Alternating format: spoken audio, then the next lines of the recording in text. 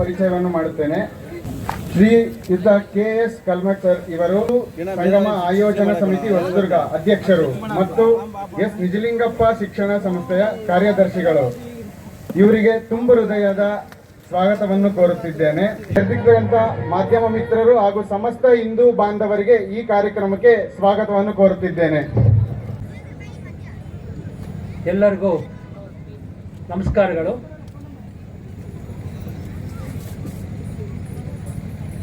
ಹಿಂದೂ ಸಂಗಮ ಕಾರ್ಯಕ್ರಮ 2026 ಭಾಳ ವಿಶಿಷ್ಟವಾದಂಥ ಈ ಒಂದು ಅಭೂತಪೂರ್ವವಾದಂಥ ಕಾರ್ಯಕ್ರಮದಲ್ಲಿ ನನಗೆ ಪ್ರಾಸ್ತಾವಿಕವಾಗಿ ಮಾತಾಡಿಸಿ ಕೊಟ್ಟಿರ್ತಕ್ಕಂಥ ಅವಕಾಶ ಅಂತ ಭಾವಿಸಿ ಈ ಸಮಾರಂಭದಲ್ಲಿ ಉಪಸ್ಥಿತಿರತಕ್ಕಂಥ ದಿಕ್ಸೂಚಿ ಭಾಷಣಕಾರರು ಆಗಿರ್ತಕ್ಕಂಥ ಜಗದೀಶ್ ಕಾರಂತಜಿ ಹಿಂದೂ ಜಾಗರಣ ವೇದಿಕೆಯ ಕ್ಷೇತ್ರೀಯ ಸಂಯೋಜಕರು ದಕ್ಷಿಣ ಮಧ್ಯ ಕ್ಷೇತ್ರ ಇವರಿಗೆ ನಮಸ್ಕರಿಸಿ, ಅದೇ ರೀತಿ ಶ್ರೀಮತಿ ಕುಸುಮಾದೇವಿಯವರು ರಾಷ್ಟ್ರ ಸೇವಕ ಸಮಿತಿಯ ಜಿಲ್ಲಾ ಕಾರ್ಯನಿರ್ವಾಹಕರ ಕೆಲಸ ಮಾಡ್ತಿದ್ದಾರೆ, ಅವರು ಕೂಡ ನಾನು ನಮಸ್ಕರಿಸಿ ಈ ಒಂದು ವಿಶಿಷ್ಟ ಕಾರ್ಯಕ್ರಮದ ಆಯೋಜನೆಯನ್ನು ಏಲಕ್ಕೆ ಮಾಡಿದರು. ಹಿಂದೂ ಸಂಗಮ ಕಾರ್ಯಕ್ರಮ ನಮಗೆಲ್ಲರಿಗೂ ಏಕೆ ಬೇಕಾಗಿತ್ತು, ಅವರ ಅವಶ್ಯಕತೆ ಏನು, ಔಚಿತ್ಯತೆ ಏನು, ಕಾರಣಗಳೇನು ಎಂಬ ವಿವರವಾಗಿ ಹೇಳ್ತಕ್ಕಂಥ ವಿಷಯಕ್ಕೆ ಇವತ್ತು ನಮ್ಮ ದಿಕ್ಸೂಚಿ ಭಾಷಣಕಾರರಾಗಿ ರಾಷ್ಟ್ರದ ಹೆಸರಾಂತ ಜಗದೀಶ್ ಕಾರಂತಜಿ ಅವರು ಬಂದಿದ್ದಾರೆ. ಇದು ನಮ್ಮ ಪುಣ್ಯ ಅಂತ ನಾನು ಭಾವಿಸ್ತೇನೆ. ಬಂಧುಗಳೇ, ಈ ಒಂದು ಹಿಂದೂ ಸಂಸ್ಕೃತಿ ಪ್ರಾಚೀನ ಕಾಲದಿಂದ, ಅನಾದಿ ಕಾಲದಿಂದಲೂ ಅದೆಷ್ಟು ಸಹಸ್ರ ವರ್ಷಗಳ ಗೊತ್ತಿಲ್ಲ ಮೂಡಿ ಬಂದಿದ್ದು, ಅನೇಕ ಸಂಘರ್ಷಗಳಿಗೆ ಕಷ್ಟಗಳಿಗೆ ಈಡಾದರೂ ಕೂಡ ಎಲ್ಲೂ ಕೂಡ ಅಗಲಾಡ್ದಂಗೆ ಜಲುಕದಂಗೆ ನಿಂತಿರ್ತಕ್ಕಂಥ ಮಹಾನ್ ಸಂಸ್ಕೃತಿ ಅಂದರೆ ಅದು ಹಿಂದೂ ಸಂಸ್ಕೃತಿ. ಯಾಕೆ ಅಂದರೆ ಬಹಳಷ್ಟು ಹೊಡೆತಗಳು, ಬಿರುಗಾಳಿ, ಮಳೆ, ಭೂಕಂಪ ಈಗೆಲ್ಲ ಆದರೂ ಕೂಡ ಹೆಂಗೆ ಮನುಷ್ಯ ಬದುಕಲಿಕ್ಕೆ ಪ್ರಯತ್ನ ಮಾಡ್ತಾನೋ ಅಷ್ಟೇ ಗಟ್ಟಿಯಾಗಿ ಎಲ್ಲ ಕಷ್ಟಗಳನ್ನು ಸಹಿಸಿ ನಿಂದಿರ್ತಕ್ಕಂಥ ಧರ್ಮ ಅಂದರೆ ನಮ್ದು ಹಿಂದೂ ಧರ್ಮ. ಬಂಧುಗಳೇ, ಅದಕ್ಕೆ ಕಾರಣ ಅನೇಕ ಇದೆ. ನಮ್ಮ ಹಿಂದೂ ಧರ್ಮದ ಮಹಾಕಾವ್ಯಗಳಾದಂತಹ ರಾಮಾಯಣ, ಮಹಾಭಾರತ, ವೇದಗಳು, ಉಪನಿಷತ್ಗಳು, ಪುರಾಣ ಪುಣ್ಯಕಥೆಗಳು, ವಚನಗಳು, ಸಾಹಿತ್ಯಗಳು, ದಾಸ ಸಾಹಿತ್ಯಗಳು, ತ್ರಿಪದಿಗಳು, ಹೀಗಿರ್ತಕ್ಕಂಥ ಅಪೂರ್ವವಾದ ಸಾಹಿತ್ಯ ನಮ್ಮನ್ನು ಗಟ್ಟಿಯಾಗಿ ಈ ಸಂಸ್ಕೃತಿಯ ಬೇರುಗಳನ್ನು ಸ್ವೀಕರಿಸಲು ಇಟ್ಟುಕೊಂಡಿದೆ. ಅದೇ ರೀತಿಯಾಗಿ ನಮ್ಮದೇ ಆದಂತಹ ಪ್ರಾಚೀನ ಸಂಶೋಧನೆಗಳಂಥ ಯೋಗ, ಧ್ಯಾನ, ಮುದ್ರೆ, ಆಯುರ್ವೇದ ಇವೆಲ್ಲವೂ ಕೂಡ ನಮ್ಮ ಸಂಸ್ಕೃತಿಯ ದ್ಯೋತಕಗಳಾಗಿವೆ. ಅದೇ ರೀತಿಯಾಗಿ ನಮ್ಮದೇ ಆದಂಥ ವಿಭಿನ್ನವಾದಂತಹ ಸಂಸ್ಕೃತಿ, ಭಾಷೆ, ಆಹಾರ ಪದ್ಧತಿ, ಉಡುಗೆ ತೊಡುಗೆಗಳು ಎಲ್ಲದರಲ್ಲೂ ವಿಭಿನ್ನತೆಯಾದರೂ ಕೂಡ ಏಕತೆಯನ್ನು ಸೃಷ್ಟಿಸತಕ್ಕಂಥ ಏಕೈಕ ಧರ್ಮ ಅಂದರೆ ಅದು ಹಿಂದೂ ಧರ್ಮ ಅಂತ ಹೇಳ್ತಾರೆ. ಅದೇ ರೀತಿಯಾಗಿ ಅಯೋಧ್ಯ, ಕಾಶಿ, ಮಥುರಾ, ಕೇದಾರ, ಮಹಾಕಾಳ, ಉಜ್ಜಯಿನಿ, ಧರ್ಮಸ್ಥಳ, ಶ್ರೀಶೈಲ, ಕನ್ಯಾಕುಮಾರಿ, ವಾರಣಾಸಿ, ಕೇದಾರ, ಚಾಮುಂಡಿ, ಋಷಿಕೇಶ, ಶಾರದಾ ಪೀಠ ಇವೆಲ್ಲವೂ ಕೂಡ ನಮ್ಮ ಆರಾಧ್ಯ ದೈವಗಳನ್ನು ಒಳಗೊಂಡಂತಹ ಮಹಾಕ್ಷೇತ್ರಗಳು. ಇವೆಲ್ಲವೂ ಕೂಡ ನಮ್ಮನ್ನು ಎಲ್ಲೋ ಒಂದು ಕಡೆ ಎಲ್ಲೂ ಕೂಡ ಅಗಲಾಡ್ದಂಗೆ ಮಹಾಚೇತನಗಳಾಗಿ, ಒಂದು ಉತ್ಸಾಹದ ಚಿಲುಮೆಗಳಾಗಿ ನಮ್ಮನ್ನು ಹಿಡಿದಿಟ್ಟಿವಿ. ಅದೇ ರೀತಿಯಾಗಿ ನಮ್ಮದೇ ಆದಂತಹ ಭರತನಾಟ್ಯ, ಕುಚ್ಚುಪುಡಿ, ಹಿಂದೂಸ್ತಾನಿ, ಕರ್ನಾಟಕ ಸಂಗೀತ, ವಚನ ಎಷ್ಟು ಬೇಕು ಅನೇಕ ದಾಸ ಸಾಹಿತ್ಯಗಳ, ಕೀರ್ತನೆಗಳು, ಭಜನೆಗಳು ಇವೆಲ್ಲವೂ ಕೂಡ ನಮ್ಮನ್ನು ವಿಭಜನೆ ಮಾಡಿದಂಗೆ ಒಗ್ಗೂಡಿಸಿ ಕಾಪಾಡಿವಿ. ಅದೇ ರೀತಿಯಾಗಿ ಹಿಂದೂ ಬನಾರಸ್ ವಿಶ್ವವಿದ್ಯಾನಿಲಯ, ನಳಂದ ವಿಶ್ವವಿದ್ಯಾನಿಲಯ, ಸಿಂಧು ನಾಗರಿಕ ಕಣಿವೆ, ಅದೇ ರೀತಿಯಾಗಿ ವೈದಿಕ ಯುಗ, ಮೌರ್ಯ ಸಾಮ್ರಾಜ್ಯ, ಗುಪ್ತ ಸಾಮ್ರಾಜ್ಯಗಳು ಈ ಇತಿಹಾಸದ ಪರಂಪರೆಯ ಶ್ರೇಷ್ಠತೆಯ ಸಂಕೇತಗಳಾಗಿ ನಮ್ಮ ಮುಂದೆ ನಿಂತಿವೆ.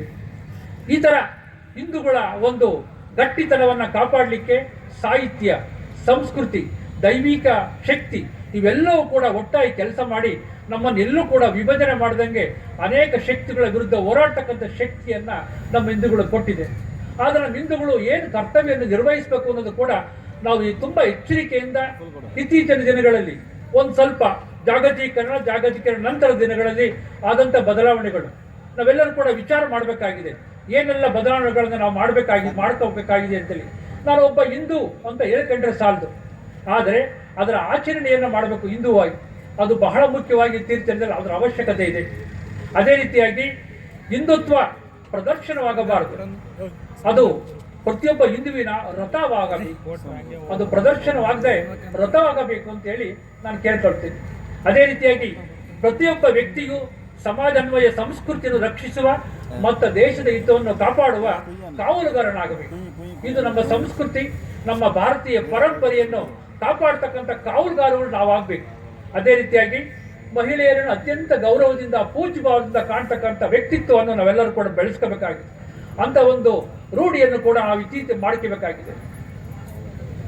ಕೀಳಿರಿಮೆ, ಸ್ವಾರ್ಥ, ಭಯ, ಸಂಕುಚಿತ ಭಾವನೆ, ಇವು ಅಜ್ಞಾನ, ಅಧರ್ಮಗಳನ್ನು ಬದಿಗೊತ್ತಿ ಇವೆಲ್ಲವೂ ದುರ್ಬಲರಿಗೆ ಸಂಬಂಧಪಟ್ಟಂತಹ ಕ್ಷೇತ್ರಗಳಿವೆಲ್ಲ. ಕೀಳಿರಿಮೆ, ಸ್ವಾರ್ಥ, ಅಧರ್ಮ, ಭಯ ಇವೆಲ್ಲವನ್ನು ಬಿಟ್ಟು ನಾವೆಲ್ಲರೂ ಕೂಡ ಇವತ್ತಿನ ದಿವಸ ವಿಶ್ವಾಸದಿಂದ, ಪ್ರೀತಿಯಿಂದ ನಾವೆಲ್ಲರೂ ಕೂಡ ಸಮಾಜವನ್ನು ಮೇಲೆತ್ತಲು ಪ್ರತಿಯೊಬ್ಬ ಹಿಂದೂವು ಕೂಡ ಹೋರಾಡಬೇಕಾದಂಥ ಪರಿಸ್ಥಿತಿಯನ್ನು ನಾವು ಕಾಣಬೇಕಾಗಿದೆ. ಎಲ್ಲ ಉದ್ದೇಶಗಳನ್ನಿಟ್ಟುಕೊಂಡು ಬಹಳಷ್ಟು ಯೋಚನೆಯನ್ನು ಮಾಡಿ ನಮ್ಮ ರಾಷ್ಟ್ರೀಯ ಸ್ವಯಂ ಸೇವಕ ಸಂಘದಿಂದ 100 ವರ್ಷದ ಈ ಅಪೂರ್ವವಾದ ಕಾರ್ಯಕ್ರಮನ ಉದ್ದೇಶ ಏನು, 5 ಪ್ರಮುಖ ಉದ್ದೇಶಗಳನ್ನು ಹೊಂದಿ ಈ ಕಾರ್ಯಕ್ರಮವನ್ನು ಆಯೋಜನೆ ಮಾಡಲಾಗಿದೆ. 1, ಸಾಮಾಜಿಕ ಸಾಮರಸ್ಯ, ಆಂತರಿಕ ಸಂಬಂಧಗಳು ಗಟ್ಟಿಯಾಗಬೇಕು. ಮನೆಯಲ್ಲಿ ಆಂತರಿಕ ಸಂಬಂಧಗಳು ಪ್ರತಿಯೊಬ್ಬರು ಮಾತಾಡಬೇಕು ಅಂತ ಹೇಳ್ತಾರೆ. ಈಗ ನಾವು ಮಾತಾಡ್ತಾ ಇಲ್ಲ ಮನೆಯಲ್ಲಿ, ಆ ಮಾತಾಡ್ತಕ್ಕಂಥ ವಿಶ್ವಾಸವನ್ನು ಗಳಿಸ್ಬೇಕಾಗಿದೆ. ಹೆಂಗೆ ಅಂದರೆ ಪ್ರತಿಯೊಬ್ಬ ಹೃದಯದಲ್ಲೂ ರಾಮನನ್ನು ಕಾಣಬೇಕಾಗಿದೆ, ಕೃಷ್ಣನನ್ನು ಕಾಣಬೇಕಾಗಿದೆ, ಶಿವನನ್ನು ಕಾಣಬೇಕಾಗಿದೆ. ಈ ಥರ ಹೃದಯದಲ್ಲಿ ಪರಮಾತ್ಮನನ್ನು ಕಂಡು ಮಾತಾಡ್ತಕ್ಕಂಥ ಶ್ರೇಷ್ಠತೆಯನ್ನು ಗಳಿಸ್ತಕ್ಕಂಥ ಮಹಾನ್ ವ್ಯಕ್ತಿಗಳು ನಾವು ಆಗಬೇಕಾಗಿದೆ. ಅದೇ ರೀತಿಯಾಗಿ ಕುಟುಂಬ ಪ್ರಬೋಧನೆ, ಒಬ್ಬರಿಗೊಬ್ಬರು ಮಾತನಾಡುವ ಜೊತೆಗೆ ಭಜನೆಯನ್ನು ಮಾಡಬೇಕು.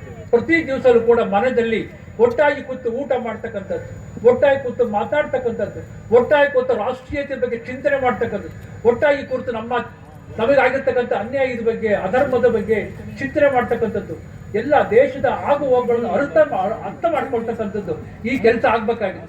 ನಾವೆಲ್ಲ ಎಷ್ಟು ಸೂಕ್ಷ್ಮ ಗದೀವಿ ಅಂದರೆ ಏನೋ ಆಗ್ತಿದೆ ಬಿಡು, ನಾವು ಕೂಡ ಇಲ್ಲಿ ಬದುಕಿದೀವಿ ಹೋಗ್ತೀವಿ ಅಂತ. ಹಂಗಲ್ಲ, ಏನಾಗ್ತಿದೆ ಅಂತೇಳಿ ಸುತ್ತಮುತ್ತ ರಾಷ್ಟ್ರಗಳನ್ನು ಗಮನಿಸಲು ಗೊತ್ತಾಗುತ್ತೆ ಎಂಥ ಕ್ರಾಂತಿಗಳು, ಕ್ಷಿಪ್ತ ಕ್ರಾಂತಿಗಳು ಏನೇನು ಆಗ್ತಿದ್ದೇವೆ ಅಂತೇಳಿ.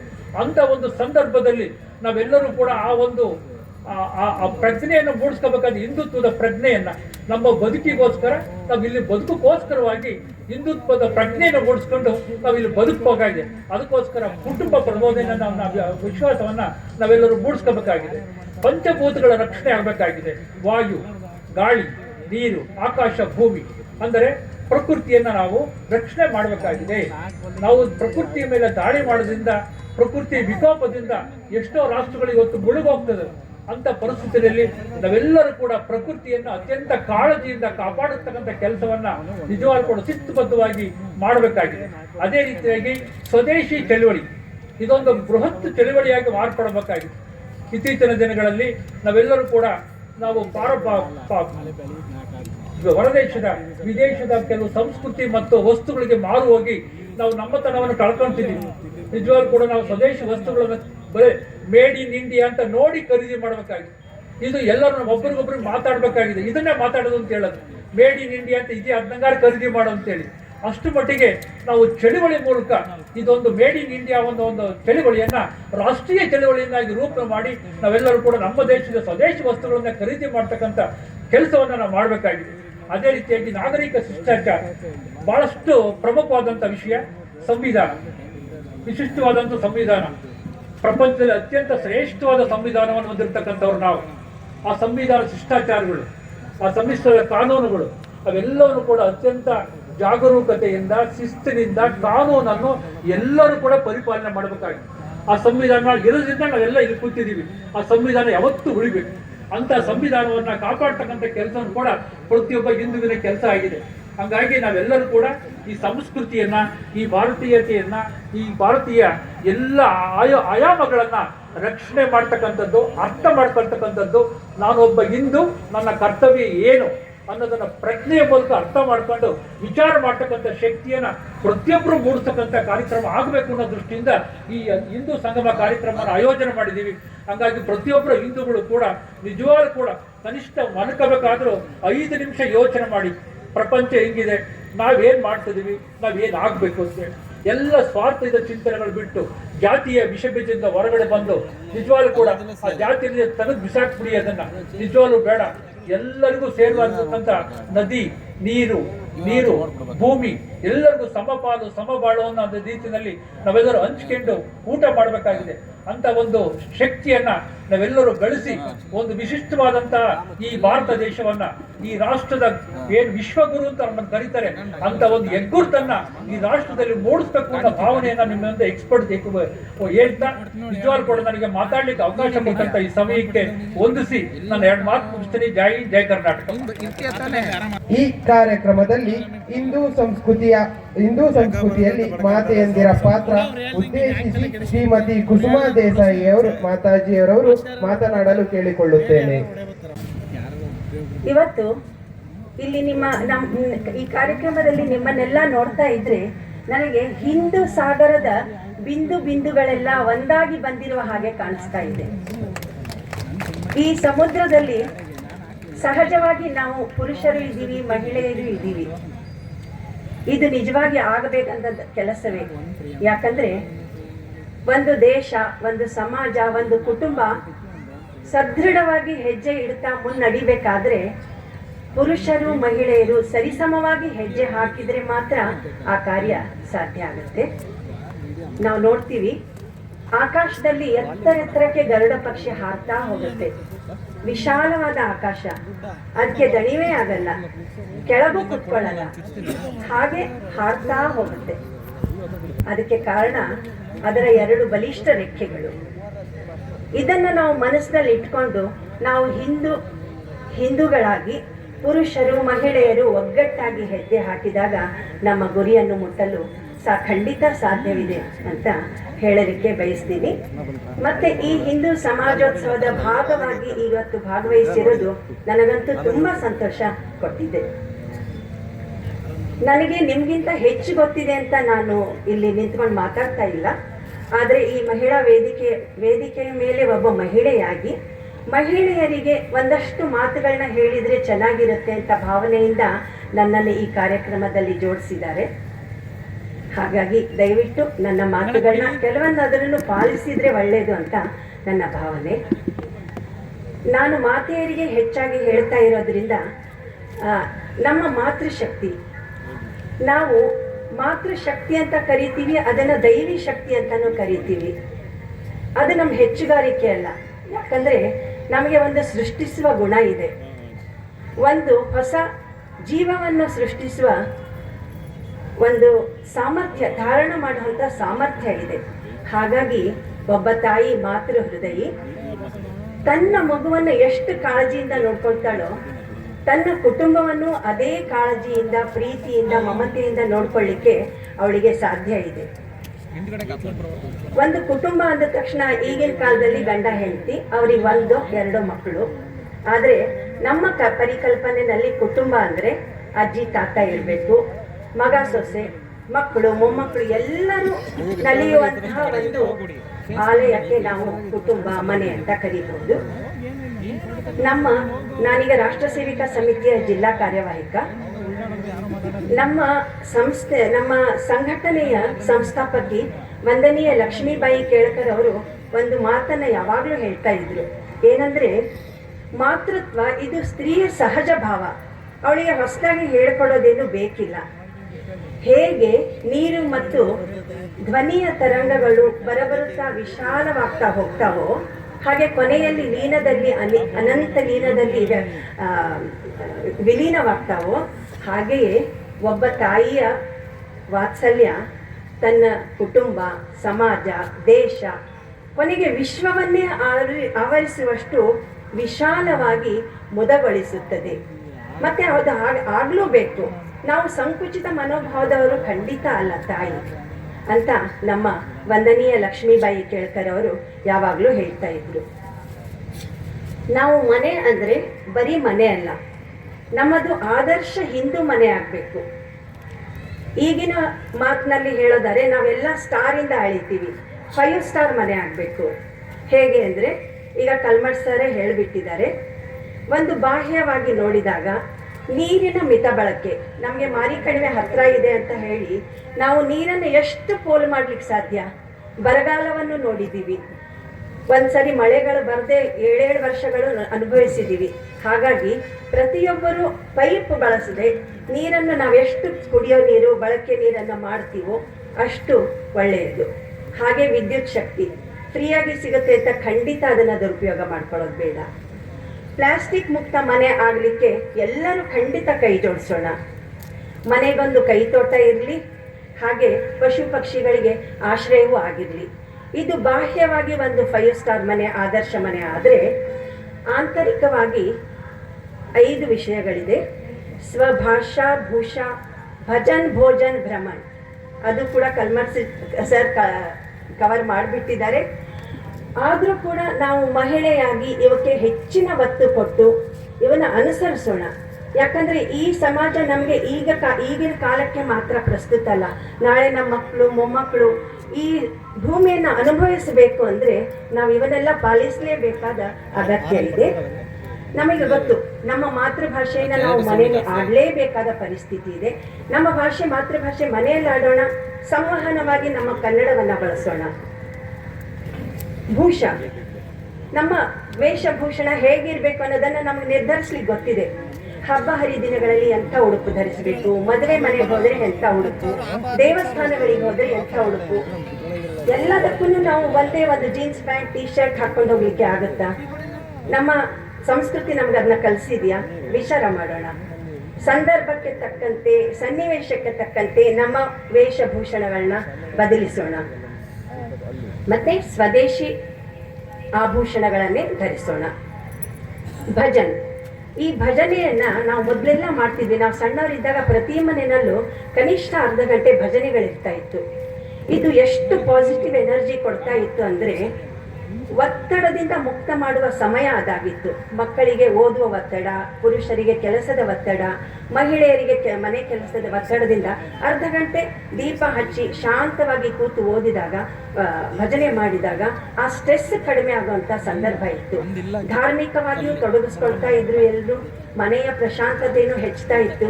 ಹೀಗೆ ಈ ಭಜನ್ ಅನ್ನೋದನ್ನು ನಾವು ಮತ್ತೆ ಆಚರಣೆಗೆ ತರಬೇಕಾಗಿದೆ. ಒಗ್ಗಟ್ಟು ಆಗತ್ತೆ, ಮನೆಯ ಎಲ್ಲ ಸದಸ್ಯರ ಒಗ್ಗಟ್ಟು ಇದರಿಂದ ಸಾಧ್ಯ ಇದೆ. ಹಾಗೆ ಭೋಜನ ನಮ್ಮ ದೇಶದಲ್ಲಿರುವಂತಹ ಆರೋಗ್ಯಕರವಾದ ಭೋಜನ ನಾವೆಲ್ಲೂ ಕಾಣಲಿಕ್ಕೆ ಸಿಗಲ್ಲ. ಯಾಕಂದರೆ ನಮ್ಮ ಅಡಿಗೆ ಮನೆಯೇ ಒಂದು ವೈದ್ಯಶಾಲೆ. ಒಂದು ಮಸಾಲೆ ಡಬ್ಬಿ ತೆಗೆದ್ರೆ ಅದರಲ್ಲಿರೋ ಎಲ್ಲ ವಸ್ತುಗಳು ಆರೋಗ್ಯಕ್ಕೆ ಸಂಬಂಧಪಟ್ಟಿರೋವೆ. ಹಾಗಾಗಿ ವಿದೇಶಗಳ ವಸ್ತುಗಳಿಗೆ, ಊಟ ತಿಂಡಿಗಳಿಗೆ ಮಾರು ಹೋಗಿದ್ದೀವಿ. ಅದನ್ನೇ ಭಾರತೀಯವಾಗಿ ಕನ್ವರ್ಟ್ ಮಾಡಿಕೊಂಡು ಪಾನಿಪೂರಿ ರೂಪದಲ್ಲ, ನೀವೇ ವಿಚಾರ ಮಾಡಿ ಏನು ತಿಂದರೆ ನಮ್ಮ ಆರೋಗ್ಯಕ್ಕೆ ಒಳ್ಳೆಯದು. ಆ ಥರ ಭೋಜನಗಳನ್ನು ನಾವು ಸೇವಿಸೋಣ. ಋತುಮಾನಕ್ಕೆ ತಕ್ಕ ಭೋಜನ ನಮ್ಮ ಪದ್ಧತಿಯಾಗಿದೆ. ಹಾಗೆ ಭ್ರಮಣ ಅಂದರೆ ತಿರುಗಾಟ ಅಂದ ತಕ್ಷಣ ನಮಗೆ ನೆನಪಾಗೋದು ಗಂಡ ಹೆಂಡತಿ ದುಬೈಗೆ ಹೋಗೋದು, ಮತ್ತಿನ್ಯಾರು ಫಾರಿನ್ ಟೂರ್ ಮಾಡೋದು. ಇದು ಭ್ರಮಣ ಅಂತ ಖಂಡಿತ ಅಲ್ಲ. ವರ್ಷಕ್ಕೆ 1 ಸಾರಿ ಆದರೂ ನಮ್ಮ ಹಿರಿಯರ ಜೊತೆಗೂಡಿ, ಮಕ್ಕಳ ಜೊತೆಗೂಡಿ, ಎಲ್ಲರ ಮನಸ್ಸಿಗೆ ತಕ್ಕಂತಹ ಸ್ಥಳಗಳಿಗೆ, ತೀರ್ಥಯಾತ್ರೆ ಆಗಿರ್ಬೋದು, ಪ್ರವಾಸಿ ತಾಣ ಆಗಿರ್ಬೋದು, ನದಿ ಬೆಟ್ಟ ಗುಡ್ಡ, ಮಕ್ಕಳನ್ನು ನಾವು ವಿಶ್ವಾಸಕ್ಕೆ ತಗೊಳ್ಳೋಣ. 1 ವರ್ಷ ಅಲ್ಲಿ, 1 ವರ್ಷ ಈ ಕಡೆ ಅಂತ ಹೇಳ್ಕೊಂಡು ಮಾಡಿದಾಗ ಇದು ನಮ್ಮನ್ನ ಒತ್ತಡದಿಂದ ಮುಕ್ತ ಆಗೋಂಗೆ ಮಾಡುತ್ತೆ. ಜೊತೆಗೆ ನಮ್ಮ ದೇಶವನ್ನು ಅರಿತುಕೊಳ್ಳಲು ತುಂಬಾ ಸಹಾಯ. ಮಕ್ಕಳಿಗೆ ಈಗ ದೇಶದ ಪರಿಚಯ ಆಗಬೇಕು, ಈ ದೇಶ ನನ್ನದು ಅಂತ ಪ್ರೀತಿ ಹುಟ್ಟಬೇಕಾದ್ರೆ ಈ ಭ್ರಮಣ ಕೂಡ ನಮ್ಮ ಆಂತರಿಕ 5 ಸ್ಟಾರ್ ಮನೆ, ಹಿಂದೂ ಆದರ್ಶ ಮನೆ ಆಗಲಿಕ್ಕೆ ಈ 5 ವಿಷಯಗಳನ್ನು ನಾವು ತಾಯಂದ್ರು ಹೆಚ್ಚಿನ ಒತ್ತು ಕೊಟ್ಟು ಜೋಡಿಸ್ಕೊಳ್ಳೋಣ ಅಂತ ಹೇಳಲಿಕ್ಕೆ ಬಯಸ್ತೀನಿ. ಇನ್ನು ಮಕ್ಕಳ ವಿಷಯಕ್ಕೆ ಬಂದಾಗ ನಮಗೆಲ್ಲ ಒಂದೇ ತೊಂದರೆ, ಸಂಸ್ಕಾರದ ಕೊರತೆ ಇದೆ. ಈ ಕೊರತೆಯನ್ನು ಮಾಡಿದವ್ರು ಯಾರು? ಯಾಕೆ ನಾವು ಗಮನಿಸ್ತಾ ಇಲ್ವಾ? ತಂದೆ ತಾಯಿಗಳು ಮಕ್ಕಳ ಮೇಲೆ ಗಮನ ಇಟ್ಟಿಲ್ವಾ? ಶಿಕ್ಷಣ ಸರಿಯಾಗಿ ಸಿಗ್ತಿಲ್ವಾ ಅಂದರೆ ಎಲ್ಲ ಹೌದು. ಒಂದೊಂದು ಸ್ವಲ್ಪ ಸಿಗುತ್ತೆ, ಒಂದು ಸ್ವಲ್ಪ ಸಿಗ್ತಿಲ್ಲ. ಕೆಲವನ್ನ ತಾಯಂದ್ರೆ ನಾವು ಗಮನಿಸ್ತಾ ಇಲ್ಲ. ಯಾಕಂದ್ರೆ ಈಗಿನ ಮಕ್ಕಳು ಜೆನ್ಸಿ ಮಕ್ಕಳಂತೆ. ನಮ್ಗಿಂತ ತುಂಬಾ ಬುದ್ಧಿವಂತರು, ಒಂದು ಸ್ಟೇಜ್ ಮುಂದಿದ್ದಾರೆ. ಈಗ ಹುಟ್ಟೋ ಮಕ್ಕಳಂತೂ ಆಲ್ಫಾ ಮಕ್ಕಳಂತೆ, ಹುಟ್ಟಿದ ಮಕ್ಕಳು ನಿದ್ರೆನೇ ಮಾಡಲ್ಲ, ನಾವು ನೋಡ್ತಾ ಇದ್ದೀವಿ. ಇಂಥ ಮಕ್ಕಳನ್ನ ಸಂಭಾಳಿಸೋದು ತುಂಬಾ ಕಷ್ಟದ ಕೆಲಸ, ಗೊತ್ತಿದೆ. ಆದ್ರೆ ಅದಕ್ಕೊಂದು ಚಾನಲ್ ಮಾಡಿಕೊಟ್ಟಾಗ, ಅದಕ್ಕೆ ಅವ್ರ ಬುದ್ಧಿವಂತಿಕೆ ಒಳ್ಳೆ ದಾರಿನಲ್ಲಿ ಹೋಗೋ ಹಾಗೆ ಮಾಡಿದಾಗ ಖಂಡಿತ ಅವರನ್ನ ಸುಸಂಸ್ಕೃತರನ್ನಾಗಿ ಮಾಡಲಿಕ್ಕೆ ತಾಯಿಯಷ್ಟೇ ತಂದೆಯ ಪಾತ್ರವು ಮುಖ್ಯವಾಗುತ್ತೆ. ಮತ್ತೆ ತಾಯಿ ಏನು ಹೇಳ್ತಾಳೋ ಮಕ್ಕಳು ಖಂಡಿತ ಅದನ್ನ ಮಾಡಲ್ಲ. ಆದ್ರೆ ನಾವು ಏನು ಮಾಡಿ ತೋರಿಸ್ತೀವೋ ಖಂಡಿತ ಮಕ್ಕಳು ಅದನ್ನ ಅನುಸರಿಸ್ತವೆ. ಹಾಗಾಗಿ ನಮ್ಗೆ ಯಾರ ಆದರ್ಶ ಅಂದಾಗ ಯಾರ್ಯಾರ್ದೋ ಹೆಸರು ಹೇಳೋದು ಬೇಡ, ಮನೆಯಲ್ಲಿಯೇ ತಾಯಿ ತಂದೆಯೇ ಆದರ್ಶ ಆಗಿ ಮಕ್ಕಳನ್ನ ನಾವು ಪೋಷಿಸೋಣ. ಮತ್ತೆ ನಾವು ಮಕ್ಕಳನ್ನ ತುಂಬಾ ಮುದ್ದು ಮಾಡಿ ತುಂಬಾ ಕೆಡಿಸ್ಬಿಟ್ಟಿದೀವಿ ಅಂತ ನನಗನ್ಸುತ್ತೆ. ಯಾಕಂದ್ರೆ ಕೆಲವು ಮದುವೆ ಮುಂಜಿಗೆಲ್ಲ ಹೋದಾಗ ಮಕ್ಕಳೇ ಕಾಣಿಸಲ್ಲ, ಬರೀ ವಯಸ್ಸಾದವರು, ನಾವು ರಿಟೈರ್ಡ್ ಆದವರು, ಕೆಲಸ ಮಾಡೋರು ರಜೆ ಹಾಕೊಂಡು ಬಂದಿರ್ತಾರೆ. ಯಾಕೆ ಮಕ್ಕಳಿಗೆ ಸಂಬಂಧಗಳು ಬೇಡವಾ? ನಮ್ಮ ಸಂಬಂಧಗಳನ್ನ ಪರಿಚಯ ಮಾಡಿಸೋದು ಬೇಡವಾ? ಖಂಡಿತ ಮಕ್ಕಳನ್ನ ಮದುವೆ ಮುಂಜಿಗಳಿಗೆ ಕರೆದುಕೊಂಡು ಹೋಗಿ ದೇವಸ್ಥಾನಗಳನ್ನ ಪರಿಚಯ ಮಾಡಿಸಿ ಕರ್ಕೊಂಡು ಹೋಗಿ, ಧರ್ಮ ಉಳಿಯಲ್ಲ ಅಂತ ನಾವು ಕೊನೆಯಲ್ಲಿ ಹೇಳಿದ್ರೆ ನಮಗೆ ಪಶ್ಚಾತ್ತಾಪ ಪಡಬೇಕಾಗತ್ತೆ. ಮನೆಯ ಸಂಪ್ರದಾಯಗಳನ್ನೇ ತೊಡಗಿಸ್ರಿ ಅವ್ರನ್ನ. ಹಬ್ಬ ಹರಿದಿನಗಳಲ್ಲಿ ಅವರು ಕೆಲಸ ಮಾಡಲಿ, ಉಪವಾಸ ಮಾಡಿದ್ರೆ ನನ್ನ ಮಗನಿಗೆ ತಡೆಯಲ್ಲ ಅಂತ ನಾವು ತುಂಬ ಕಾಳಜಿ ಮಾಡ್ತೀವಿ. ಖಂಡಿತ ಆ ತಪ್ಪನ್ನ ಮಾಡೋದು ಬೇಡ. ನಮ್ಮ ಜೊತೆಗೆ ಅವರು ಎಲ್ಲ ಸಂಪ್ರದಾಯವನ್ನು ಪಾಲಿಸಿ ನಮ್ಮ ಹಿರಿಮೆಯನ್ನ, ನಮ್ಮ ಧರ್ಮದ, ನಮ್ಮ ಸಂಸ್ಕೃತಿಯಲ್ಲಿ ಬಂದಿರುವಂತಹ ವೈಜ್ಞಾನಿಕ ಕಾರಣಗಳ ಜೊತೆಗೆ ಬೆಳೀಲಿ ಅಂತ ನಾವು ಅವರನ್ನ ಬೆಳೆಸೋಣ ಅಂತ ಹೇಳ್ತೀನಿ. ನೋಡಿ, ಒಂದು ಉದಾಹರಣೆ ಕೊಡ್ತೀನಿ. ಜೀಜಾಮಾತೆ ಯಾರಿಗ್ ಗೊತ್ತಿಲ್ಲ? ಹಿಂದವಿ ಸಾಮ್ರಾಜ್ಯದ ಸಾಮ್ರಾಟ ಶಿವಾಜಿ ಮಹಾರಾಜರ ತಾಯಿ. ಬೆಂಗಳೂರಿನಲ್ಲಿ ಆದಿಲ್ ಶಾಹಿಗಳ ಗುಲಾಮಿತನ ಮಾಡಿಕೊಂಡು ಆರಾಮಾಗಿರ್ಬೋದಿತ್ತು ಜೀಜಾಮಾತೆಗೆ. ಆದ್ರೆ ಶಹಾಜಿ ತಂದೆಯಿಂದ ಬಿಡಿಸಿ ಮಗನ್ನ ಕರ್ಕೊಂಡು ಪುಣೆಗೆ ಹೋಗ್ತಾಳೆ. ಅಲ್ಲಿ ಒಂದು ಹಳ್ಳಿನಲ್ಲಿ ಹೊಲ, ಅದರದ್ದು ಉತ್ಪನ್ನದ ಜೊತೆಗೆ ಮಗನನ್ನ ಸಾಕ್ಲಿಕ್ಕೆ ಶುರು ಮಾಡ್ತಾಳೆ. ಸಾಕೋದು ಅಂದ್ರೆ ಹೆಂಗೆ, ಬೆಳೆಸೋದು ಅಂದ್ರೆ ಹೆಂಗೆ? ದೂರದಲ್ಲಿ ಇರುವಂತ ಬೆಟ್ಟಗಳು, ಬೆಟ್ಟದ ಮೇಲಿರೋ ಕೋಟೆಗಳನ್ನ ತೋರಿಸ್ತಾ ಇರ್ತಾಳೆ. ಅವೆಲ್ಲ ಅವರು ಮರಾಠ ಸಾಮ್ರಾಜ್ಯ ಕಳ್ಕೊಂಡಿರುವಂತಹ ಕೋಟೆಗಳು. ಪ್ರತಿಯೊಂದು ಆಟದಲ್ಲೂ ಬಣಕ್ಕಿಡ್ತಿರ್ತಾಳೆ. ನೀನು ಸೋತ್ರೆ ನನಗೆ ಅದನ್ನ ಗೆದ್ದು ಕೊಡಬೇಕು ಅಂತ ಅವನಿಗೆ ಪಂದ್ಯ ಕಟ್ತಾ ಇರ್ತಾಳೆ. ಸುತ್ತಲೂ ಇರುವ ಹಳ್ಳಿಯ ಮಾವಳಿ ಹುಡುಗರ ಜೊತೆಗೆ ಸಂಬಂಧ ಬೆಳೆಸ್ತಾಳೆ, ಅವ್ರನ್ನ ಸ್ನೇಹ ಮಾಡಿಸ್ತಾಳೆ ಮಗನಿಗೆ. ಕೊನೆಗೆ ಅದು ತುಂಬಾ ಸಹಾಯಕ್ಕೆ ಬರುತ್ತೆ. ಹಾಗೆ ಕಥೆ ಹೇಳ್ತಿರ್ತಾಳೆ. ಎಂತ ಕಥೆಗಳು? ರಾಣಿ ಪದ್ಮಿನಿಯ ಕಥೆ. ಚಿತ್ತೋರಿನ ರಾಣಿ ಪದ್ಮಿನಿಯ ಕಥೆ ಯಾರಿಗೂ ಗೊತ್ತಿಲ್ಲ. ಒಬ್ಬ ಖಿಲ್ಜಿ ದೊರೆಯ ಅತ್ಯಾಚಾರಕ್ಕೆ ಒಳಗಾಗಿ ಒಂದಷ್ಟು 16,000 ಸಂಖ್ಯೆಯಲ್ಲಿ ಜೋಹರ್ ಹೋಗ್ತಾರೆ, ಅಗ್ನಿಕುಂಡಕ್ಕೆ ಹಾಕ್ತಾರೆ. ಆ ತರ ಒಂದು 3 ಜೋಹರ್ ನಮ್ಮ ಭಾರತದಲ್ಲಿ ನಡೆದಿದೆಯಂತೆ. ಅಂತ ಜೋಹರ್ ಕಥೆ ಹೇಳೋದು, ಆ ಕಾಲದಲ್ಲಿ ಹಸುಗಳ ವಧೆ ಮಾಡೋದು ತುಂಬಾ ಸಾಮಾನ್ಯ ಆಗಿತ್ತು. ಇವನ್ನೆಲ್ಲ ನೋಡಿದಾಗ, ಕಥೆ ಕೇಳಿದಾಗ ಶಿವಾಜಿ ಅಳ್ತಾ ಇರ್ತಾನೆ. ಬಾಲಕ ಅವನು, ಮನಸ್ಸು ಕರಿಗೆ ಆ ಕಣ್ಣೀರು ಬರೆಸ್ಕೊಳಕ್ ಬಿಡಲ್ಲ ಜೀಜಾಮಾತೆ. ಈ ಕಣ್ಣೀರು ನೀನೀಗ ಬರೆಸ್ಕೊಂಡ್ರೆ ನಾಳೆ ನಮ್ಮ ಹಿಂದೂ ಜನರ ಕಣ್ಣೀರು ಬರ್ಸಕ್ಕೆ ನಿನಗಾಗಲ್ಲ. ಈ ಕಣ್ಣೀರು ಹಿಂಗೆ ಇರ್ಲಿ, ಮನಸ್ಸಲ್ಲಿ ಶಪಥ ಮಾಡು, ನಮ್ಮ ಹಿಂದೂ ಜನರ ಕಣ್ಣೀರನ್ನ ಬರ್ಸೋ ಅಂತ ಒಬ್ಬ ಸಮರ್ಥ ರಾಜ ನಾನು ಆಗ್ತೀನಿ ಅಂತ ಅವನಿಗೆ ಒಂದು ಅವನ ಸಾಮರ್ಥ್ಯದ ಅರಿವು ಮಾಡಿಕೊಡ್ತಾ ಅವನಿಗೆ ಈ ತರವೆಲ್ಲ ಹುರಿದುಂಬಿಸ್ತಾ ಇರ್ತಾಳೆ. ಇಂಥ ತಾಯಂದ್ರು ನಾವಾಗ್ಲಿಕ್ಕೆ ಮತ್ತೆ ಸಂಸ್ಕಾರ ಕೊಟ್ಟರೆ ಖಂಡಿತ ಮಕ್ಕಳು ಸುಸಂಸ್ಕೃತರಾಗ್ತಾರೆ. ಯಾಕಂದ್ರೆ ನಾವಲ್ವಾ ಸಂಸ್ಕಾರ ಕೊಡೋದು, ನಾವಲ್ವಾ ಬೆಳೆಸೋದು. ನಮ್ಮ ಮೇಲೆ ನಮ್ಗೆ ಅವಿಶ್ವಾಸ ಮೂಡಿದ್ರೆ ಖಂಡಿತ ಮಕ್ಕಳು ಹಾಳಾಗ್ತಾರೆ. ಖಂಡಿತ ಪ್ರೀತಿಯಿಂದ ಚೆನ್ನಾಗಿ ಮಕ್ಕಳನ್ನ ಬೆಳೆಸೋಣ. ಈಗ ಒಂದು ಭತ್ತಕ್ಕೆ ಸಂಸ್ಕಾರ ಕೊಟ್ಟಾಗ ಅಕ್ಕಿ ಅವಲಕ್ಕಿ ಮಾಡ್ಕೊಂಡು ತಿನ್ನುವಂತ ತಿಂಡಿ ಹೆಂಗಾಗತ್ತೆ? 2 ದಿನ ಹಾಲನ್ನ ಹೊರಗಿಟ್ರೆ ಹಾಳಾಗೋಗುತ್ತೆ. ಅದಕ್ಕೆ ಸಂಸ್ಕಾರ ಕೊಟ್ಟು ಮೊಸರು ಮಾಡಿ ಬೆಣ್ಣೆ ತೆಗೆದು ತುಪ್ಪ ಮಾಡಿದ್ರೆ ಅದು ನಂದಾದೀಪವಾಗೂ ಆಗುತ್ತೆ, ಮನೆಯನ್ನು ಬೆಳಗುತ್ತೆ. ಆ ಥರ ಮಕ್ಕಳಿಗೆ ಸಂಸ್ಕಾರ ಕೊಟ್ರೆ ಖಂಡಿತ ಅದು ವ್ಯರ್ಥ ಆಗಲಿಕ್ಕೆ ಸಾಧ್ಯ ಇಲ್ಲ. ಒಂದು ಚಿಕ್ಕ ಒಂದು ಉದಾಹರಣೆ ಅನ್ನೋದಕ್ಕಿಂತ ಅದು ನಮಗೆ ಒಂದು ಅರಿವಾಗಿದೆ. ಏನಂದ್ರೆ, ಈಗ ನಾವು ದಕ್ಷಿಣ ಕನ್ನಡದಲ್ಲಿ ಕುಣಿತ ಭಜನೆ ಅನ್ನೋದು ತುಂಬಾ ವಿಶೇಷವಾಗಿ ಕಂಡು ಬಂತು. ಅದನ್ನ ಈಗ ಬೇರೆ ಕಡೆನೂ ಎಲ್ಲರೂ ಮಾಡ್ತಾ ಇದ್ದಾರೆ. ಆ ಕುಣಿತ ಭಜನೆಯಿಂದ ಕುಡಿತ ಕಡಿಮೆ ಆಗಿದೆಯಂತೆ. ನೋಡಿ, ಒಂದು ಸಣ್ಣ ಸಂಸ್ಕಾರ, ಒಂದು ಸಣ್ಣ ಕೆಲಸದಿಂದ ಒಂದು ಒಳ್ಳೆಯ ಕಾರ್ಯ ಆಗೋದಾದ್ರೆ ಯಾಕೆ ಆ ಸಂಸ್ಕಾರಗಳನ್ನ ಪಾಲಿಸಬಾರ್ದು ಅಲ್ವಾ? ಹಾಗೆ ಮಕ್ಕಳು ಕೆಡಲಿಕ್ಕೆ ಅನೇಕ ದಾರಿ ಇದೆ. ಪಾಶ್ಚಾತ್ಯ ಅನುಕರಣೆ, ಫ್ಯಾಷನ್, ಆನ್ಲೈನ್ ಶಾಪಿಂಗ್ ಮಾಡೋದು, ಮೊಬೈಲ್, ಇವೆಲ್ಲ ದಾರಿ ತಪ್ಪಿಸ್ತಾ ಇದ್ದಾವೆ ಅಂತ ನಮಗೆಲ್ಲರಿಗೂ ಗೊತ್ತು. ಆದರೆ ನಾವೇ ಕೂತ್ಕೊಂಡು ವಿಚಾರ ಮಾಡೋಣ, ಮಾತಾಡೋಣ. ಗಲ್ಮಠ್ ಸರ್ಜಿ ಹೇಳ್ದಂಗೆ ನಾವು ಮಾತು ಬಿಟ್ಟಿದ್ದೀವಿ. ಮನೆಯಲ್ಲಿ ಮಾತಾಡೋಣ, ಸಮಾಜದವ್ರ ಜೊತೆಗೆ ಮಾತಾಡೋಣ, ನಮ್ಮ ಮಕ್ಕಳನ್ನ ಹೆಂಗೆ ದಾರಿಗೆ ತರೋದು ನೋಡೋಣ ಅಂತ ತರ್ಬೋದು ಅಂತ ಮಾತಾಡೋಣ. ಮಕ್ಕಳಿಗೆ ಹೇಳ್ಬಿಡ್ತೀವಿ, ಓದ್ಕೋ ಹೋಗು, ಬಾಗಿಲು ಮುಚ್ಚಿ ಓದ್ಕೋ ನೀನು ಅಂತ. ಆ ಬಾಗಿಲಿನಿಂದ ಏನೇನಾಗುತ್ತೋ, ಯಾವ ಮೊಬೈಲಿಗೆ ಬಲಿ ಆಗ್ತಾನೋ ಮಗ ಯಾರಿಗೆ ಗೊತ್ತು ಅಲ್ವಾ? ಈ ಥರ ನಾವು ತುಂಬ ಕಾಳಜಿಯಿಂದ ನಮ್ಮ ಮಕ್ಕಳಿಗೆ ಸಂಸ್ಕಾರ ಕೊಡೋಣ. ಬರೀ ಕುಟುಂಬ ಮಾತ್ರ ಅಲ್ಲ, ನಮ್ಮ ಮೇಲೆ ಸಾಮಾಜಿಕ ಜವಾಬ್ದಾರಿಯು ಅತ್ಯಂತ ಜವಾಬ್ದಾರಿಗಿಂತ ಕರ್ತವ್ಯವು ತುಂಬ ಇದೆ. ಒಂದು ಸಾಮರಸ್ಯವನ್ನು ನಾವು ಹೆಣ್ಣುಮಕ್ಕಳು ಹೆಂಗೆ ಮಾಡಬಹುದು ಅಂದರೆ, ನಾವು ಮನೆಗೆ ಅರಿಶಿಣ ಕುಂಕುಮಕ್ಕೆ ಹೆಣ್ಣುಮಕ್ಕಳನ್ನ ಎಲ್ಲರನ್ನೂ ಕರಿತೀವಿ. ನಮ್ಮ ಮನೆಯಲ್ಲೇ ನಮಗೆ ಕೆಲಸಕ್ಕೆ ಸಹಾಯ ಮಾಡುವ ಮಹಿಳೆ ಇರ್ತಾಳೆ, ಅವಳನ್ನು ಕರೆಯೋಣ. ನಮ್ಮ ಪೌರ ಕಾರ್ಮಿಕರು ನಮ್ಮ ಮನೆ ಮುಂದೆ ಬೀದಿ ಗುಡಿಸ್ಲಿಕ್ಕೆ ಬರ್ತಾರೆ, ಅವರನ್ನು ಕರೆಯೋಣ. ಸೇವಾ ಬಸ್ತಿಗಳಲ್ಲಿ ಅರಿಶಿಣ ಕುಂಕುಮ ಕಾರ್ಯಕ್ರಮ ಮಾಡೋಣ. ಅಂದ್ರೆ ದುರ್ಬಲ ಕೊಂಡಿಗಳನ್ನ ನಾವೆಲ್ಲಿ ಗಟ್ಟಿ ಮಾಡ್ಲಿಕ್ಕೆ ಸಾಧ್ಯ ಇದೆಯೋ ಅಲ್ಲೆಲ್ಲ ಗಟ್ಟಿ ಮಾಡ್ತಾ ಹೋಗೋಣ. ಹಾಗೆ ಲಲಿತಾ ಸಹಸ್ರನಾಮ, ವಿಷ್ಣು ಸಹಸ್ರನಾಮ. ಈಗ ನೀವು ಬನ್ನಿ, ನಮ್ಮ ಮಾತು ಕೇಳಿ, ದೇಶದ ಬಗ್ಗೆ ಹೇಳ್ತೀನಿ, ಒಳ್ಳೆ ಚಿಂತನೆ ಮಾಡೋಣ ಅಂದ್ರೆ ಖಂಡಿತ ಯಾರೂ ಬರಲ್ಲ. ನನಗೆ ದೇವರಿಂದ ಏನೋ ಆಗುತ್ತೆ, ಒಳ್ಳೇದಾಗುತ್ತೆ ಅಂದ್ರೆ ಎಲ್ಲರೂ ಬರ್ತಾರೆ. ಆ ನೆವದಿಂದಲಾದರೂ ಲಲಿತಾ ಸಹಸ್ರನಾಮ, ವಿಷ್ಣು ಸಹಸ್ರನಾಮನ ಪ್ರತಿ ಮನೆಯಲ್ಲೂ ಪಠಿಸೋಣ. ಜೊತೆಗೆ ಮಾತನಾಡೋಣ. ಎಲ್ಲರೂ ಮಾತನಾಡಿದ್ರೆ ಕೌನ್ಸಿಲಿಂಗ್ ನಾವೇನು ದುಡ್ಡು ಕೊಟ್ಟು ತಗೊಳ್ತೀವಿ ಅದಕ್ಕೆ ಅರ್ಧದಷ್ಟು ದುಡ್ಡೇ ಬೇಡ, ನಮ್ಮ ಎಲ್ಲ ಸಮಸ್ಯೆಗಳಿಗೂ ಪರಿಹಾರ ಸಿಗುತ್ತೆ. ಈಗ ಭಗವದ್ಗೀತೆ, ಈ ಭಗವದ್ಗೀತೆ ಅನ್ನೋದನ್ನು ಬರೀ ನಾವು ದೇವ್ರ ಮನೇಲಿ ಇಡೋದು, ಬರೀ ಪಠಣ ಮಾಡೋದು ಖಂಡಿತ ಬೇಡ.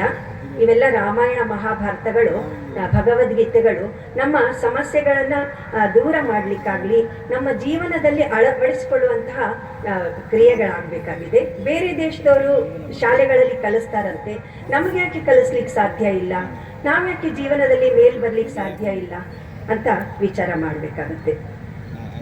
ಮತ್ತೆ ಹೆಣ್ಮಕ್ಳಿಗೆ ನಮಗೆ ತುಂಬ ಸಾಧ್ಯತೆಗಳಿದೆ.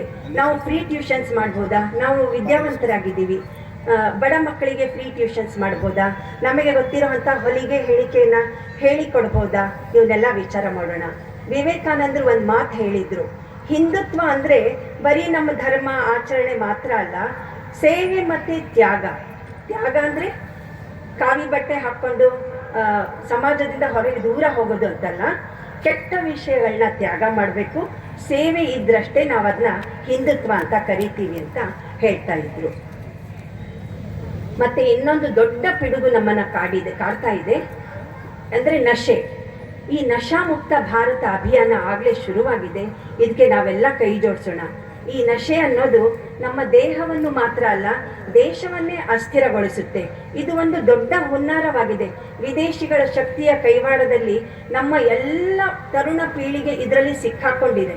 ನಾವು ತರುಣರು ಮಾತ್ರ ಅಲ್ಲ, ವಯಸ್ಸಾದವರು ಯಾರನ್ನ ನೋಡಿ ಈ ನಶೆಯಿಂದ ಚಟದಿಂದ ಅವರು ಯಾವಾಗ ಹೊರಗಡೆ ಬರಲ್ವೋ ಆಗ ನಮ್ಮ ಸಮಾಜ ಸುಸ್ಥಿರವಾಗಲಿಕ್ಕೆ ಸಾಧ್ಯ ಇಲ್ಲ. ಈ ಥರ ಸಮಾಜದಲ್ಲಿ ನಾವು ಜೋಡಿಸ್ಕೊಳ್ಳೋಣ.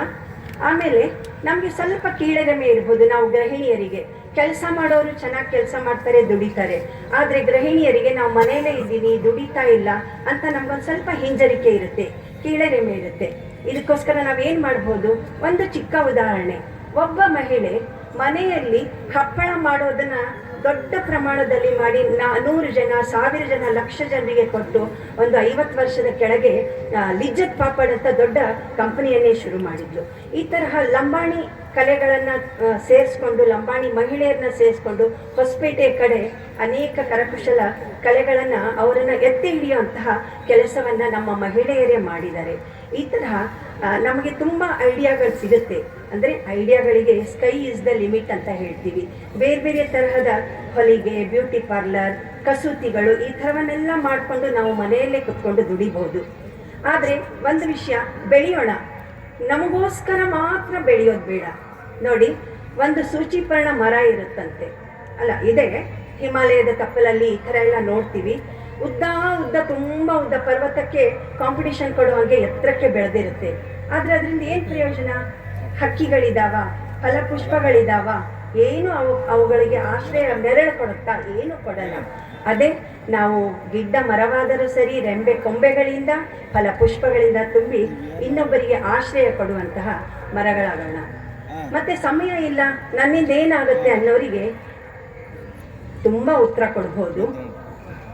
ಯಾಕಂದ್ರೆ ಅಯೋಗ್ಯರಾದ ಪುರುಷರೇ ಇಲ್ಲ ಅಂತ ಒಂದು ಶ್ಲೋಕವೇ ಹೇಳುತ್ತೆ. ಹಾಗಾಗಿ ಪ್ರತಿಯೊಬ್ಬನಲ್ಲೂ ಒಂದು ಒಳ್ಳೆಯ ಗುಣವನ್ನು ನೋಡಿ ಅವನನ್ನು ಯೋಜಿಸುವಂತಹ ಕೆಲಸ ಮಾಡೋಣ. ಒಬ್ಬ ಸರಸ್ವತಿ ತಾಯಿ, ನಿನ್ನೆ ತಾನೇ ಪುರಂದರದಾಸರ ಪುಣ್ಯ ದಿನವನ್ನು ಆಚರಿಸಿದ್ದೀವಿ. ನಮಕೋಟಿ ನಾರಾಯಣ ಪುರಂದರದಾಸರು ದಾಸರಾಗ್ತಾರೆ. ಹೆಂಡತಿಯ ಸಂತತಿ ಸಾವಿರವಾಗಲಿ ಅಂತ ಹಾಡು ಹೇಳ್ತಾರೆ. ಈ ತರಹ ನಮ್ಮ ಚೆನ್ನಭೈರಾದೇವಿ 52 ವರ್ಷ ಸಾಮ್ರಾಜ್ಯವನ್ನ ಆಳ್ತಾಳೆ. ಪೋರ್ಚುಗೀಸನ್ನ ಒಳಗಡೆ ಬಿಟ್ಕೊಳ್ಳಲ್ಲ. ಉಳ್ಳಾಲದ ರಾಣಿಯ 500ನೇ ವರ್ಷಾಚರಣೆಯನ್ನ ಮಾಡ್ತಾ ಇದ್ದೀವಿ. ಅವಳು ಅಹಿಂಸೆಯೇ ಪರಮ ವೃತ್ತ ಅಂತ ನಂಬಿಕೊಂಡ ಜೈನ ರಾಣಿ, ಆದ್ರೆ ಅವಳು ಖಡ್ಗವನ್ನ ಹಿಡಿತಾಳೆ. ಧರ್ಮಕ್ಕಿಂತ ನನಗೆ ದೇಶ ಮುಖ್ಯ ಅಂತ. ಇಂಥವ್ರು ತಾನೇ ನಮ್ಗೆ ಆದರ್ಶ ಆಗ್ಬೋದು. ಇನ್ನೊಂದು ಉದಾಹರಣೆ ಕೊಡ್ತೀನಿ ಕರ್ತೃತ್ವಕ್ಕೆ. ನಮ್ಮ ಅಹಲ್ಯಾಬಾಯಿ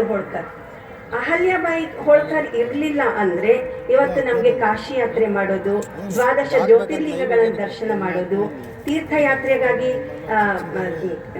ರಸ್ತೆಗಳನ್ನ ಮಾಡಿರೋವಳು, ನಿರ್ಮಿಸಿಕೊಟ್ಟವರು ನಮ್ಮ ಅಹಲ್ಯಾಬಾಯಿ. ಆಡುವ ವಯಸ್ಸಿನಲ್ಲಿ ಮದುವೆ ಆದರೂ, ಮದುವೆ ಮಾಡ್ಕೊಳ್ಳೋ ವಯಸ್ಸಿನಲ್ಲಿ ತನ್ನ ಸುತ್ತಲಿನ ಎಲ್ಲರನ್ನೂ ಕಳ್ಕೊಂಡ್ಬಿಟ್ಟು ಅವಳೊಬ್ಬ ತಪಸ್ವಿನಿಯೇ ಆಗ್ಬಿಡ್ತಾಳೆ, ರಾಜಯೋಗಿನಿಯೇ ಆಗ್ಬಿಡ್ತಾಳೆ. ಈ ತರಹ ನಮಗೆ ಸಣ್ಣ ಸಣ್ಣ ಉದಾಹರಣೆ. ಗೌರಿ ನಾಯ್ಕ ತನಗೋಸ್ಕರ ಅಲ್ಲ, ಅಂಗನವಾಡಿ ಮಕ್ಕಳಿಗೋಸ್ಕರ ಬಾವಿ ತೋಡಿಸ್ತಾರೆ. ಸ್ಮಶಾನ ದುರ್ಗೆ ಅಂತ ವನಜಾ ಪೂಜಾರಿ ಅವ್ರ ಹೆಸರಾಗ್ತಾರೆ. ಇವರೆಲ್ಲ ನಮಗೆ ಆದರ್ಶ ಅಲ್ವಾ? ಇವ್ರನ್ನೆಲ್ಲ ನಾವು ಗಮನದಲ್ಲಿ ಇಟ್ಕೊಂಡು ನನಗೇನು ಆಗಲ್ಲ, ನನಗೆ ಸಮಯ ಇಲ್ಲ ಅಂತ ಅನ್ನೋದನ್ನ ಬಿಡೋಣ. ಇನ್ನು ನಮ್ಮ ಅವಿನಾಶಿ ಪುರಾತನ ಸನಾತನ ಸಂಸ್ಕೃತಿ, ಇದು ಬೇರೆಲ್ಲ ಸಭ್ಯತೆ ನಾಶ ಆದರೂ ಅವಿನಾಶಿಯಾಗಿ ಉಳಿದಂತಹ ಈ ಸಂಸ್ಕೃತಿ. ಆದರೆ ಇದಕ್ಕೀಗ ನೆರೆಟಿವ್ಸು, ಬರೀ ಸುಳ್ಳಿನ ಮಾಲೆ ಕಟ್ತಾ ನಮ್ಮನ್ನು ಖಂಡಿಸ್ತಾ ಇದ್ದಾರೆ. ವೋಕಿಸಂ ಬರ್ತಾ ಇದೆ. ನೀನು ಬಳೆ ಹಾಕೋತೀಯ, ಕುಂಕುಮ ಹಾಕೋತೀಯ, ಸೀರೆ ಉಡ್ತೀಯ, ನೀನು ಮಾಡರ್ನ್ ಅಲ್ವಾ ಅಂತ ಈ ಥರ ವೋಕಿಸಂ ಬರ್ತಾ ಇದೆ. ಇವಕ್ಕೆಲ್ಲ ನಾವು ಸಕ್ಷಮವಾಗಿ ಉತ್ತರ ಕೊಡುವಂಥವರಾಗೋಣ.